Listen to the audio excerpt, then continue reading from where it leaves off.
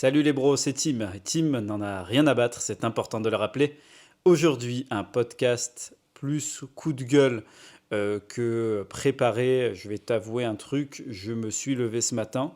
Le podcast va sûrement sortir le jour où je l'ai enregistré, hein. Donc du coup, je me suis levé ce matin avec la pêche, avec la niaque et avec une réflexion que j'ai envie de partager avec toi. Une réflexion que je partage souvent avec le petit bro Tom ces derniers temps. Parce qu'en ce moment, je suis en train d'écrire un livre qui va être un roman d'apprentissage, un peu comme L'Alchimiste de Paulo Coelho. Je n'aurai pas la prétention de dire que ce sera meilleur, mais en tout cas, ce sera un bon complément à ce livre. Donc aujourd'hui, j'aimerais vous parler du fait d'être un rêveur. Alors, c'est vrai que quand on est jeune et quand on commence à voir des gens qui réussissent euh, à la télé ou sur les réseaux sociaux, maintenant beaucoup, on a tendance à se dire, putain, moi aussi j'ai envie d'atteindre le même niveau de réussite, le même niveau de fame.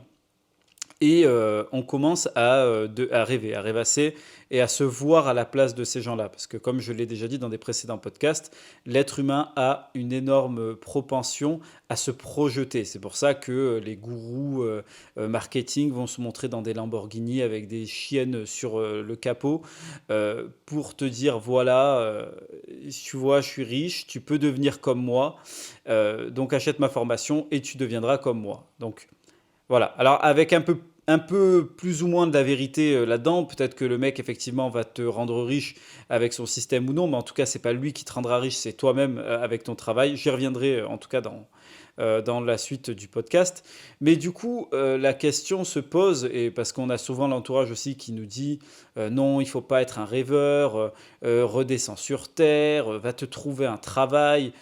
Boss, moi je sais que ça a été beaucoup ça dans le début de ma vingtaine quand j'ai commencé à vouloir me lancer dans mon business.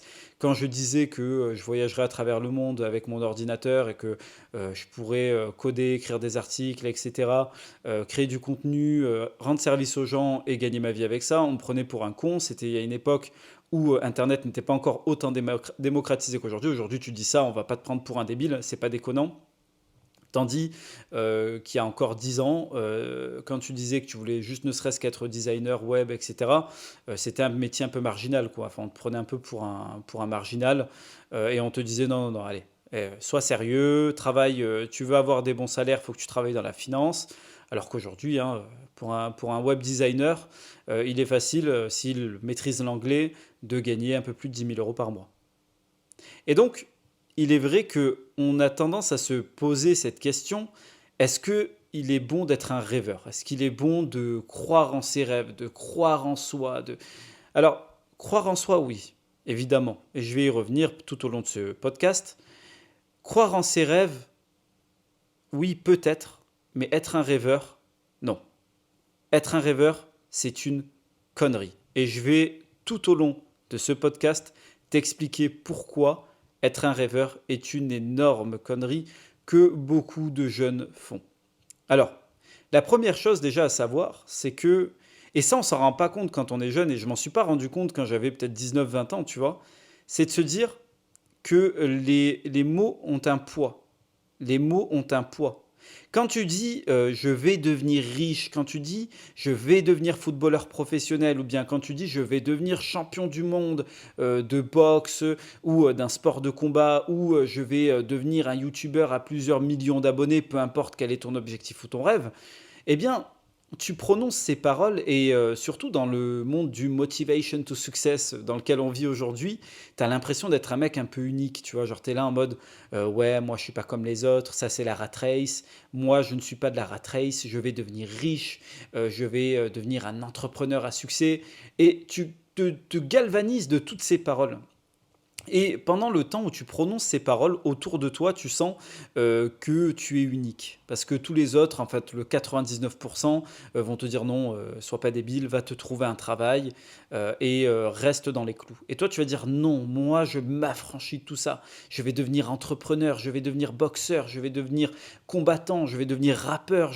Et en fait, tu te galvanises de tous ces mots et ça te donne l'impression d'être unique. Il y en a plein des mecs comme ça. Il y en a plein. Et attention, ça ne veut pas dire que ces mecs-là n'y arrivent pas. C'est pas ce que je suis en train de dire. Je suis en train de dire que dans ce pourcentage très faible d'hommes ou de femmes qui disent je vais arriver à faire tel ou tel truc, il y a qu'un encore plus faible pourcentage de personnes qui y parviennent vraiment. J'avais rencontré une nana qui était en couple avec un mec et qui me disait, ça me saoule, mon mec, il est grave dans les pages de motivation, Instagram, machin, tout ça. Le mec, tu vois, il a une espèce d'Instagram où il fait la promotion de lui-même, en quelque sorte, genre self-entrepreneur, machin. Mais le mec ne veut même pas aller travailler pour aller ramener une paye. C'est elle qui lui paye tout. C'est elle qui lui paye tout et il n'a pas honte, il n'en a rien à foutre. Il n'en a rien à foutre. Et il est là en mode, ouais, ben c'est normal parce que je vais devenir riche, donc c'est normal que tu m'aides. Et il veut pas aller travailler, il a aucune volonté à bouger son cul, et elle en a marre, et elle me dit, putain, ça fait genre 3, 4, 5 ans que le mec est comme ça, je l'aime, je le kiffe, je crois en lui, mais à un moment donné, enfin voilà, il faut que les preuves suivent. Et il y a beaucoup de mecs qui sont comme ça. Et peut-être que c'est ton cas aujourd'hui, peut-être que toi, tu es dans cette espèce de paradigme où tu es un rêveur, tu te dis, je vais arriver à faire ça, je vais arriver à faire ça, mais tu n'arrives pas à te motiver, tu as peur de commencer. À chaque fois que tu as une opportunité qui se présente à toi, tu vas te saboter. Tu vas te dire non, je suis pas capable, je peux pas y arriver. Il y a toujours un truc qui bloque, il y a toujours un truc qui cloche. Et tu te dis, mais putain, c'est quand que mon heure va arriver? Et tu galères, tu galères. Et en fait, c'est parce que tu ne te rends pas compte du poids des mots. Le poids des mots, c'est quelque chose qu'il est vraiment important de comprendre lorsque tu démarres dans la vie. Et que j'ai mis beaucoup de temps à comprendre. Il m'a fallu jusqu'à pas très longtemps pour le comprendre là. Et c'est pour ça que je t'en fais part. C'est pour justement t'éviter d'avoir à attendre 10 ans pour le comprendre. Lorsque tu dis je vais devenir riche, lorsque tu dis je vais devenir rappeur, bref, on se comprend. Dès que tu prononces ces mots, eh bien, tu te mets une malédiction. Il faut que tu arrives à comprendre ça. C'est une malédiction que tu te mets à toi-même. Pourquoi je dis ça? Tout simplement parce que lorsque ton cerveau va imprimer cette information de ton désir, de ce que tu désires faire, si tu ne te mets pas à travailler pour tes objectifs, si tu ne te mets pas à travailler sérieusement sur tes objectifs, il va se passer une sorte de dissonance cognitive dans ta vie. C'est-à-dire que ta vie ne ressemblera pas à ce que tu projettes dans ton esprit et ça va t'amener dans une frustration quotidienne. Et cette frustration quotidienne va niquer ta confiance en toi et va te mener à ne plus du tout croire en toi-même. Tu vas garder tes rêves comme un gamin puéril et au final, tu n'arriveras à rien. Tu n'arriveras à rien. Donc là-dessus, vraiment, je veux que tu comprennes une chose, c'est que être un rêveur, c'est une connerie. Lorsque tu prononces les mots je veux devenir footballeur, je veux devenir rappeur, je veux devenir le meilleur combattant du monde ou je veux devenir un entrepreneur à succès, eh bien, il faut que tu comprennes que ces mots ont un poids. Ce n'est pas n'importe quoi que tu es en train de dire. Les mots sont importants. Ce n'est pas juste des paroles balancées en l'air. C'est une malédiction que tu te mets à toi-même. Ça, c'est la première chose dont je voulais vraiment être clair là-dessus. Vraiment, les gars. Le poids des mots. Le poids des mots. Vous avez énoncé un souhait, vous avez énoncé un objectif, un rêve. Il faut en assumer les conséquences. Et, et voilà, comme je disais, tu vois, je parlais de ce mec, de la nana que j'avais rencontré. Eh bien, ces espèces de pages de motivation et en général l'industrie du développement personnel contemporain ont conduit à faire croire aux gens qu'il suffisait genre juste d'être un rêveur pour arriver à réussir sa vie. Moi, ce que je vais te dire là-dessus, c'est très clair. C'est que pour moi, les gens qui se galvanisent de ce type de choses, il y a 99% de ces gens qui le font juste pour paraître unique aux yeux des autres. Voilà. Il y a 99% des gens qui suivent ce genre de page, qui partagent ce genre de publication en mode on n'a qu'une vie, il faut la vivre entièrement. Ou fais de ta vie un rêve et de ton rêve une réalité. C'est ce genre de page, putain, mais j'ai envie de tarter les mecs, quoi. Ou qui te mettent Elon Musk se lève à 5 heures du matin et se couche à 1 heure du matin, il ne dort que 4 heures. Tel mec s'est pas branlé pendant 3 mois. Et en fait, toutes ces pages qui te font miroiter, genre des espèces de mecs qui sont complètement. Voilà, qui arrivent à faire des trucs de dingue, sans ajouter qu'il y a beaucoup de storytelling derrière, hein. Enfin, il faut arrêter à un moment donné de mentir aux gens. Et en fait, ça te fait vivre avec une espèce de frustration parce que tu as des rêves, tu as un rêve bien précis en tête, et ce rêve semble inatteignable parce que tu te dis putain, je suis tellement loin de ces idoles, je suis tellement loin d'être la personne que j'aimerais être. En fait, je partage ça parce que j'ai envie qu'on croie que je suis cette personne, mais en fait, je n'en suis rien du tout. Voilà pourquoi être un rêveur, c'est une malédiction. C'est que tu vas te nourrir toi-même de ce genre de pensée. Et plus tu vas être loin d'atteindre tes objectifs, parce qu'au début, on est tous loin d'atteindre nos objectifs. Au début, donc, dès qu'on démarre, on n'est pas tous millionnaires. Enfin, la plupart, même 99,99% n'est pas millionnaire quand il désire l'être. Quand il démarre, en tout cas, dans l'objectif de l'être. Personne ne n'est champion, personne ne... Voilà. C'est quelque chose qu'il faut construire du début. Mais si dès le départ, tu te berces d'illusions et de rêves et que tu te passes ton temps à rêvasser, eh bien, automatiquement, tu te crées des blocages. Tu te crées des blocages. Tu te crées de la frustration. Tu te dis, ma vie actuelle, c'est de la merde. J'aimerais être comme ça. Et là, il y a un gap tellement important entre les deux que tu te dis, ma vie actuelle, c'est de la merde. Elle vaut pas la peine d'être vécue. Je ne serai heureux que quand je serai riche. Mais mon Dieu, bordel, si tu penses ça, mais j'aimerais te tarter, mon gars. J'aimerais t'attraper, te foutre une baffe dans la gueule. Vraiment, sincèrement, frérot. Avec amour. Mais une bonne baffe dans ta gueule, ça te ferait du bien si tu crois ça. Et c'est pour ça qu'il est important d'être stoïque. Le stoïcisme, être stoïque. Arrêtez de rêver, les gars. Arrêtez de rêver, bon sang. Arrêtez. Fixez-vous des objectifs. Ne rêvez plus. C'est pour ça que vraiment je tiens à le préciser dans ce podcast. Je ne suis pas en train de te dire qu'il n'est pas possible de réaliser les rêves que tu as en tête. Je ne dis pas que c'est impossible. J'ai déjà réalisé beaucoup des rêves que j'avais. Je les ai réalisés. Mais réaliser un rêve, ça ne se fait pas en rêvassant. Ça ne se fait pas en espérant mollement qu'un jour ça finira par changer.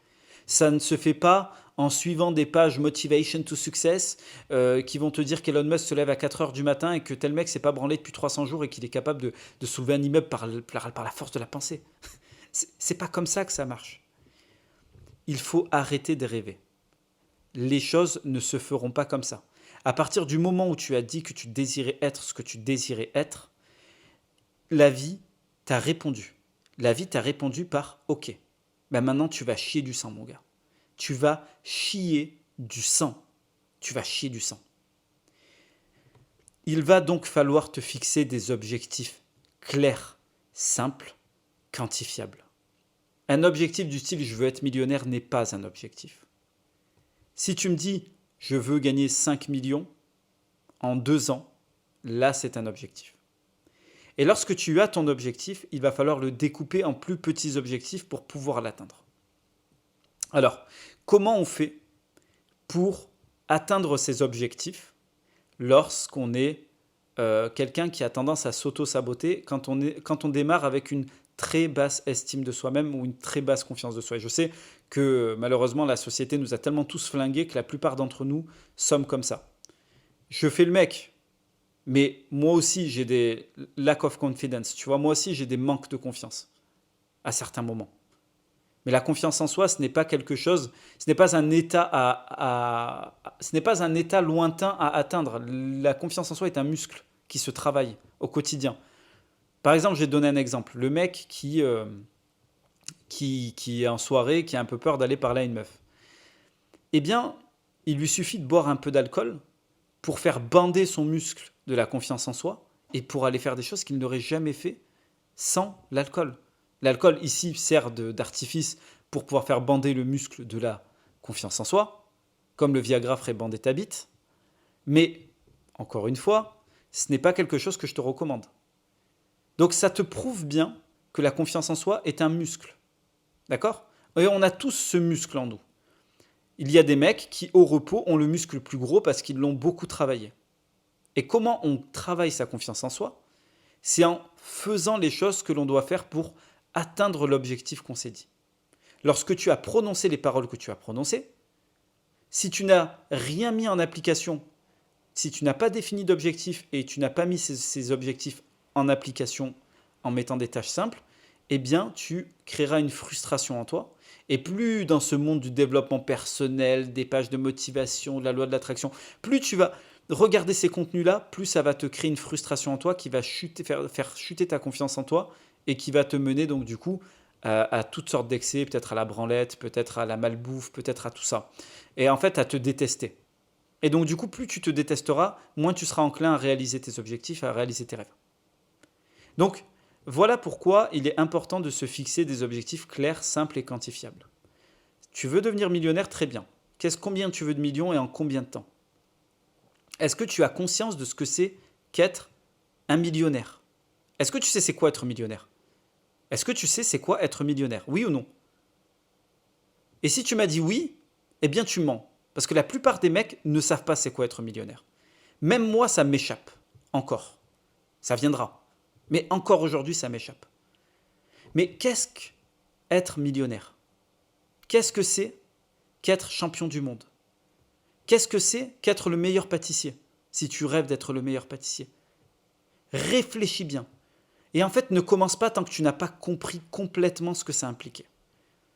Parce que tu es là. Tu es en train de dire à ta famille, je vais devenir millionnaire, je serai le premier millionnaire de ma famille, je sais pas quoi. Mais c'est quoi un millionnaire? Tu t'es déjà posé la question? Moi, je vais te dire ce que j'en pense.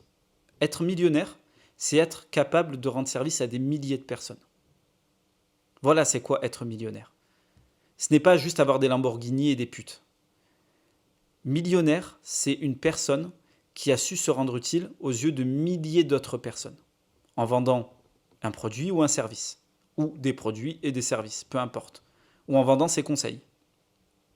C'est ça, un millionnaire. C'est une personne qui est enclin à rendre service et qui inspire confiance. Et comment on fait ça? Voilà, là tu vois, quand tu es dans cette réflexion-là, putain, c'est sur la bonne voie, frérot. Comment on fait ça? On fait ça tout simplement en travaillant très dur. Il faut que tu travailles sur un produit. Il faut que tu travailles sur tes services. Si tes services ne sont pas assez bons, il faut que tu travailles sur toi-même. Il faut que tu te formes. Par exemple, je reviens à l'exemple de devenir un web designer. Tu veux devenir web designer. Grand bien t'en fasse, frérot. Il y a des missions en plus qui sont géniales, qui sont très bien payées. À l'étranger, évidemment. En France, ça va, c'est plutôt bien payé, mais rien à voir avec les offres que tu as à l'étranger. En remote en plus, enfin pardon, je vais y arriver à trouver le mot français. Le mot en français, c'est à la maison, voilà, pour travailler à la maison. En travaillant à la maison, il est très simple d'arriver à faire des 10 000 à 15 000 balles par mois. Je ne sais pas si tu te rends compte. Par contre, voilà, tu veux devenir web designer et tu veux choper ce type de mission. Eh bien, mon gars, il va falloir que tu charbonnes ton anglais. Donc, il va falloir que tu charbonnes tous les jours ton anglais. Et en plus de ça, il va falloir que tu charbonnes tes skills, tes compétences en web design.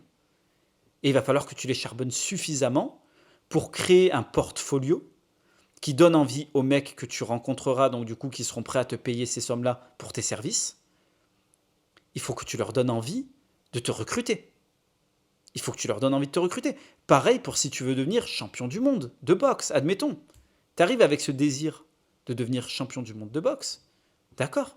Qu'est-ce que tu fais pour devenir champion? C'est quoi un champion du monde de boxe? Qu'est-ce qu'un champion du monde de boxe? Qu'est-ce que fait un champion du monde de boxe? Comment pense un champion du monde de boxe? En fait, tu dois devenir un champion du monde de boxe mental. C'est comme un malade mental. Un champion du monde de boxe mental. Et c'est quoi un champion du monde de boxe mental?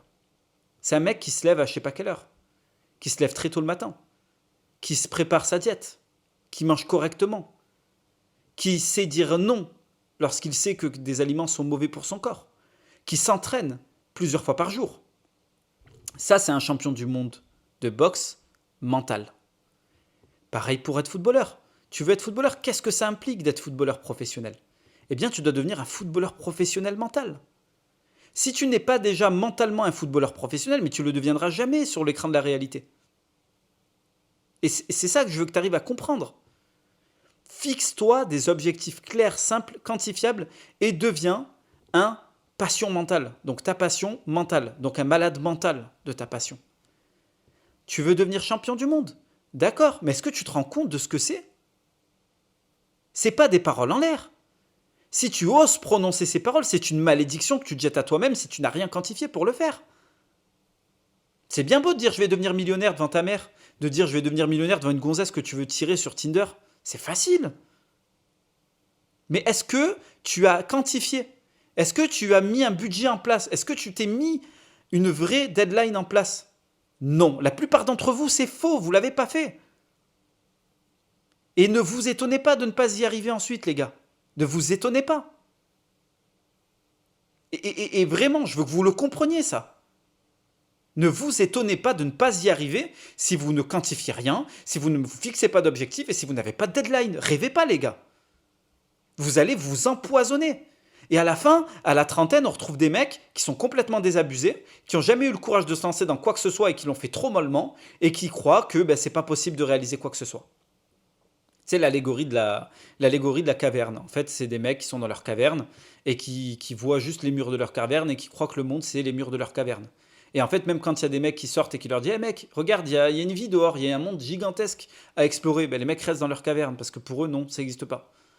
Parce qu'ils ont passé tellement de temps dans cette caverne. En fait, au début, ils étaient dans la caverne et ils se sont dit ah, peut-être qu'il y a un monde à explorer. Et puis, ils se sont regardés, ils se sont dit ouais, peut-être bien. Et ils se sont dit ce serait bien d'aller l'explorer. Et qu'est-ce qui s'est passé? Ils l'ont jamais exploré. Ou ils ont essayé mollement, de monter. Elle est grande, la grotte, hein. C'est pas une toute petite grotte. C'est une grande grotte. Et elle est confortable en plus de ça, la grotte. T'as de quoi dormir, t'as de quoi te nourrir. Voilà, ça va, ils sont pas non plus à plaindre, tu vois, je veux dire, ils survivent. Hein, t'as des mecs, tu leur files une branlette et des chips, ils peuvent végéter 1000 ans comme ça. Donc, dans une grotte, si t'as à bouffer, à boire et t'as un peu de sexe, le mec va rester dans sa grotte. Si ça devient trop inconfortable de devoir escalader les parois, il va rester dans sa grotte. Et même si un mec venait arriver et lui dire putain gros, il sort, il crie hors de la grotte en disant les gars, venez, suivez-nous, il y a un monde gigantesque. Et le mec qui a passé 10 années à croire au début qu'il pouvait y arriver, qui a essayé mollement mais qui n'y est pas arrivé faute de n'avoir pu définir correctement ses objectifs, eh bien ce mec-là va se dire non, il n'y a rien, il n'y a pas de monde extérieur, il n'y a que ma caverne.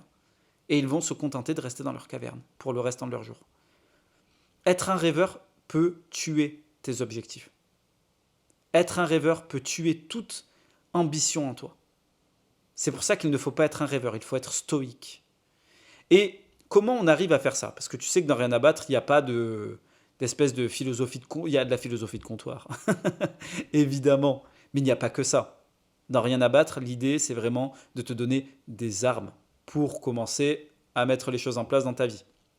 Eh bien, première chose, tu le sais, c'est te fixer des objectifs quantifiables, réalisables. Attention, ne dis pas je veux gagner 25 millions d'euros en 3 jours. Tu vois ce que je veux dire?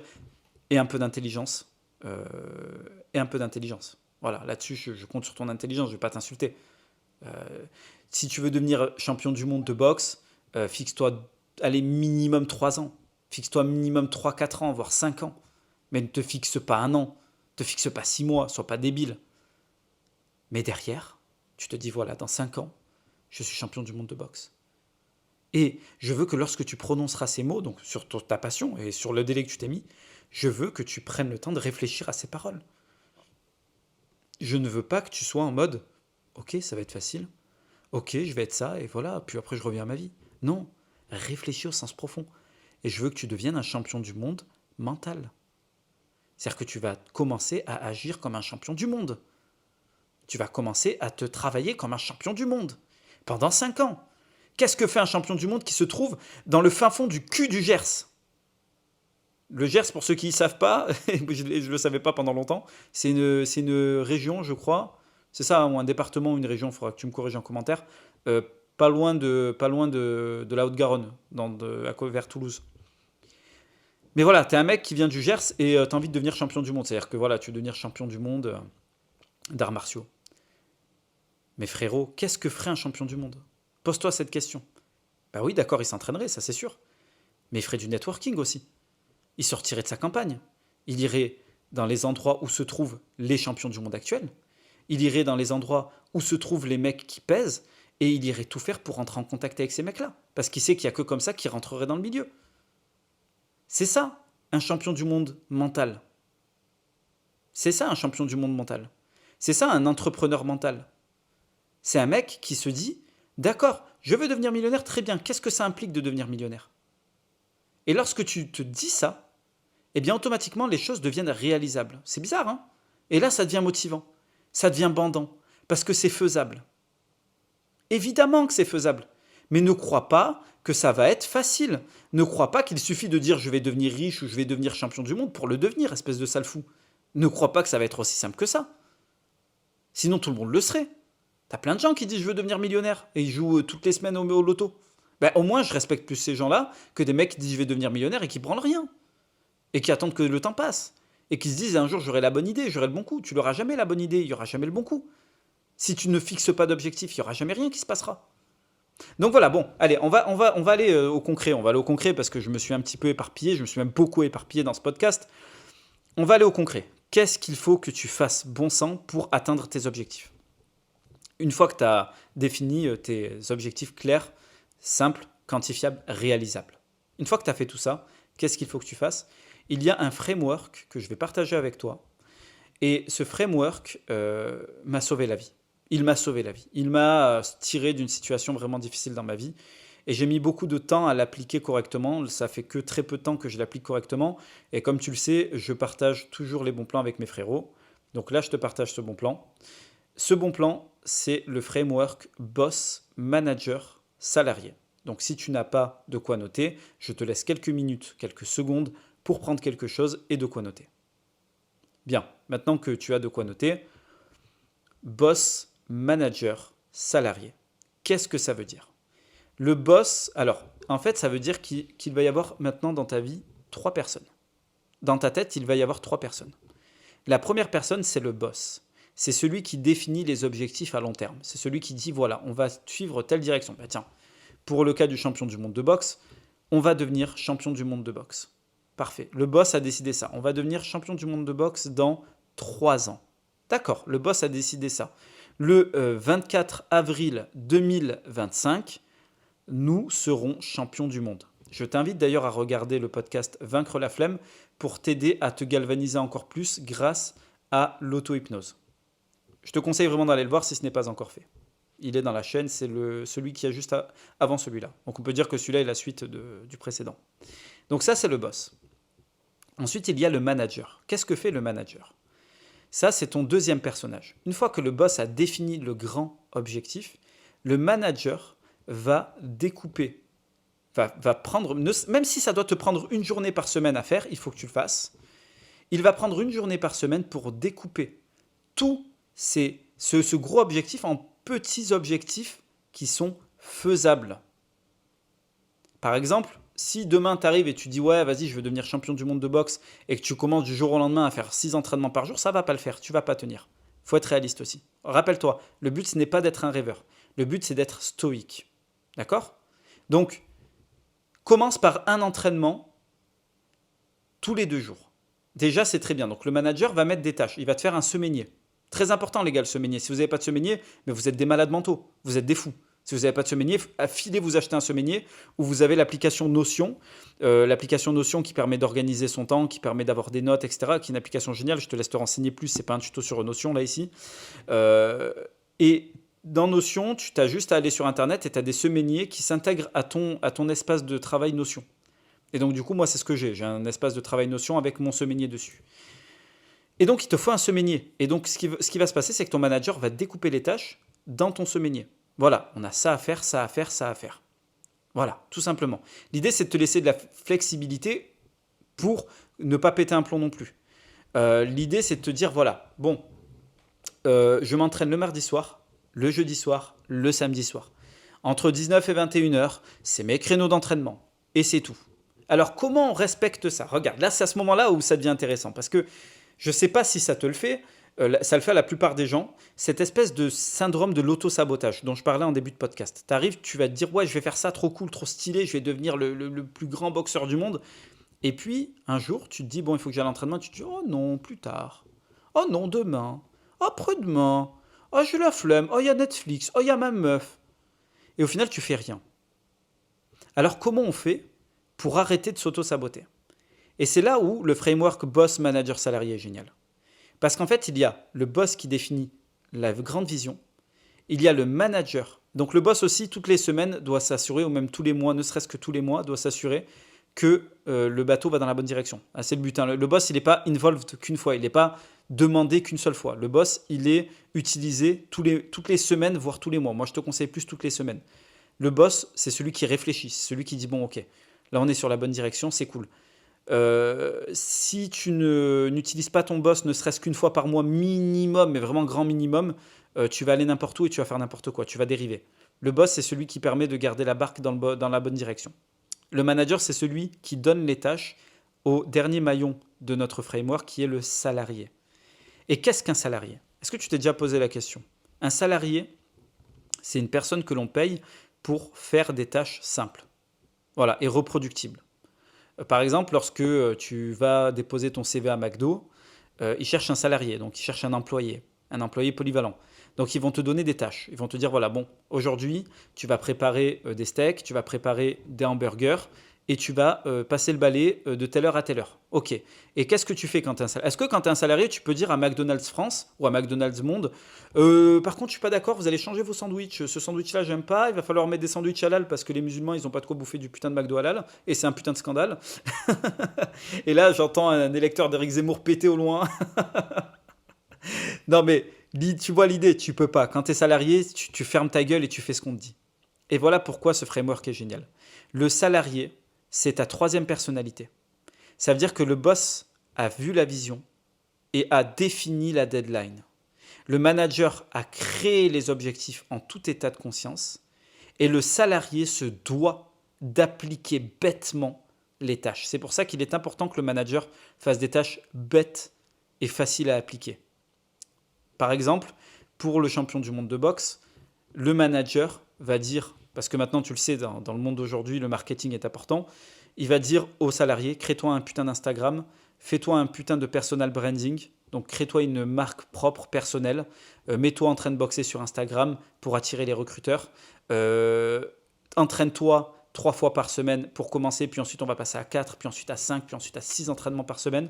Le manager définit les tâches pour le salarié, et le salarié, en fait, c'est juste le mec qui applique bêtement les tâches. Ça veut dire qu'au moment où les tâches sont écrites sur ton putain de semainier de merde, eh bien, tu n'as qu'une chose à faire, c'est appliquer ces tâches et fermer ta gueule. C'est tout. Tu n'as plus le temps de réfléchir. Tu n'as pas le temps de réfléchir. Parce que quand tu mélanges les trois, que tu dois être ton propre boss, ton propre manager et ton propre salarié, quand tu vas entreprendre quelque chose dans la vie, parce que tu sais, quand tu veux devenir champion du monde, quand tu veux devenir entrepreneur ou quoi, de toute façon, entrepreneur, c'est entreprendre quelque chose. Donc, un mec qui veut devenir champion du monde est un entrepreneur parce qu'il va entreprendre quelque chose. Lorsque tu es entrepreneur, tu dois être ton propre boss, ton propre manager et ton propre salarié. Et si le boss et le salarié et le manager se mélangent en trois, eh bien, lorsque tu vas être en train d'appliquer tes tâches, il y a le boss qui va venir, enfin, tu sais, tu vas te transformer en boss automatiquement, tu vas devenir un putain de boss et tu vas dire non, je pense pas que ça doit être comme ça, parce que le boss, lui, c'est un peureux. Il se cache derrière toi. Non, quand tu es un salarié, tu appliques bêtement. Voilà pourquoi le framework est très important. Boss, manager, salarié. Le salarié applique bêtement les tâches faites par le manager. Et le salarié doit aussi remonter à son manager lorsqu'une tâche est trop complexe. Typiquement, si le manager a été trop ambitieux et a dit à son employé, bon, ben, tu vas faire 6 entraînements de sport par semaine, si tu vois que ton corps est encore trop faible pour l'assumer, en tant qu'employé, tu dois remonter. Donc tu dois les faire, tes 6 entraînements. C'est pour ça que tu fais attention avec ce que tu fais. C'est pour ça qu'il faut y aller progressivement. Mais le salarié va devoir remonter à son manager le problème. Il ne va pas le dire au boss, il le dit au manager. Bon voilà, j'ai essayé les 6 entraînements par semaine, ça ne va pas. C'est pour ça qu'il est important toutes les semaines de faire des feedbacks, de réécrire tes tâches toutes les semaines. Et à ce moment-là, le manager réadapte les tâches pour que le salarié puisse les faire et pour pas qu'il parte en burn-out. Et en organisant ta vie et tes objectifs comme tu organiserais une société, eh bien automatiquement, ça avance. Et je ne parle même pas du fait de se créer des process, etc., qui est le propre de toutes les entreprises. Tu te créeras tes propres routines, tes propres process. Par exemple, après le sport, tu as ton checker, c'est ton process. Voilà comment on réussit à atteindre ses objectifs et à vivre la vie dont on rêve sans s'auto-saboter, les gars. C'est très important. C'est très important. J'aurais rêvé avoir un putain de podcast comme ça il y a encore 2 ans, 3 ans, 4 ans. J'aurais perdu beaucoup moins de temps. Donc, si la vidéo t'a aidé, tu t'abonnes à la chaîne. Si ce n'est pas encore fait, je sais qu'il y a encore un pourcentage de mecs qui regardent les vidéos, qui ne s'abonnent pas. Les frérots, ça vous coûte 2 secondes, hein, littéralement. Vous prenez votre doigt, si vous êtes sur téléphone, vous cliquez sur abonnement et vous appuyez sur la cloche. Je ne fais pas beaucoup de podcasts, je ne vais pas vous spammer. Vous allez recevoir un podcast par semaine ou par toutes les 2 semaines. En ce moment, vraiment, c'est très intensif dans ma vie. J'ai pris le temps de faire ça parce que j'avais vraiment besoin de m'exprimer là-dessus. C'est un truc que je traverse en ce moment, c'est pour ça qu'il fallait que je te le partage. Il y a des bonnes choses qui se passent en ce moment dans ma vie et j'avais besoin de te partager ce qui marche. Retour d'expérience. Voilà, tu appuies sur la cloche pour recevoir mes futurs retours d'expérience et mes futurs conseils. Ça, c'est la première chose à faire. La seconde chose à faire, c'est commente, tout simplement. Raconte-moi quels sont les problèmes dont tu fais face aujourd'hui. Quels sont les problèmes dont tu fais face. Il n'y a que comme ça que je vais pouvoir créer des podcasts qui vont pouvoir vous aider, les gars. C'est si vous me faites part des problèmes dont vous faites face. Il y en a qui le font et je vous remercie. Je les note en idée de podcast et ça va venir. Rassurez-vous, même si je ne réponds pas à tout le monde, je réponds à 90%, 80%, j'essaye d'être le plus réactif possible. Mais il y a des périodes où je réponds un peu moins que d'autres parce que le business, bon, vous connaissez. Et surtout, vous lâchez un like, ça fait monter dans le référencement, c'est très important. Pareil, les commentaires et les likes font monter la vidéo dans le référencement. Et donc, ça permet à la vidéo d'être plus vue. Ça permet à des frérots, voilà, à des futurs frérots, à des gars comme vous qui s'auto-sabotent, qui n'arrivent à rien, qui ont des rêves et des objectifs, mais qui ne savent pas comment s'organiser et comment se structurer. Ça leur permet d'arriver à leur fin. Ça leur permet d'atteindre leurs objectifs. Donc, si vous commentez et vous likez, vous allez faire en sorte que ces mecs-là tombent sur cette vidéo et ça va leur permettre de pouvoir s'améliorer, de devenir meilleurs. Donc, voilà, pensez-y comme si c'était vous-même. Très important, les frérots. Et puis, ça aide la chaîne. Donc, c'est tout bénef pour nous tous. Bon, allez, j'arrête de faire ma pute, j'arrête de faire ma pub. Je vous embrasse les frérots et on va finir avec le message de la fin, hein. Pendant que tous ces rêveurs se branlent sur les pages Motivation to Success sur Instagram en se disant qu'un jour ils finiront par devenir comme ça, pendant que tous ces mecs se vantent sur Tinder à de dire qu'ils sont des self-made men alors qu'ils foutent rien de leur journée et qu'en fait leur vie elle est chaotique, eh bien Tim s'agrippe à ses ballons, s'envole au-dessus de cette masse, leur fait un gros fuck car Tim n'en a rien à battre. Salut frérot.